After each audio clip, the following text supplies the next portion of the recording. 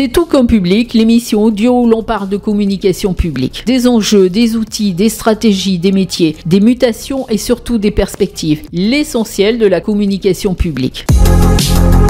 Il y a une dizaine d'années, Sylvie Loutre, à l'époque dirigeante d'une agence de communication, estimait que l'évaluation était le parent pauvre de la communication publique.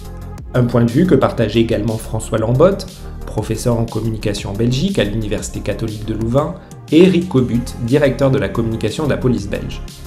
10 ans plus tard, rien n'a vraiment changé. Cette étape du processus de communication est toujours insuffisamment développée. L'évaluation des actions de communication est pourtant indispensable, à 3 égards. D'abord, cela permet de s'assurer que les actions mises en œuvre répondent aux attentes et aux préoccupations des différents publics. Cela permet ensuite de renforcer les actions les plus performantes et d'ajuster celles dont l'efficacité laisse à désirer. Enfin, cela permet de consolider les logiques de professionnalisation des communicants publics.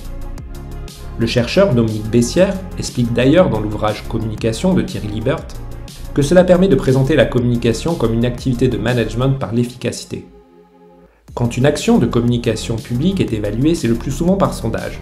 Parmi les grands critères d'évaluation, on trouve généralement la notoriété de l'institution, la qualité d'image, la mémorisation de l'action de communication, la compréhension, l'appréciation, sans oublier le coût au contact. C'est ce qu'explique Benoît Volatier, auteur de l'ouvrage intitulé « Évaluer vos actions de communication ».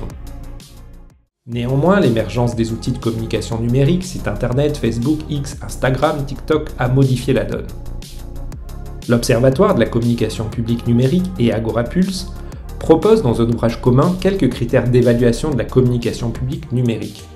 Par exemple, le taux d'engagement, de partage, les impressions, le taux de clics, le nombre de visionnages, le trafic sur le site internet ou encore le nombre d'abonnés. 3 questions demeurent. Doit-on évaluer systématiquement chaque action de communication publique ?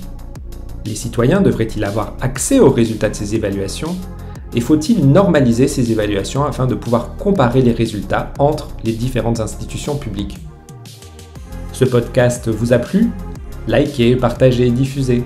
À bientôt pour un nouvel épisode.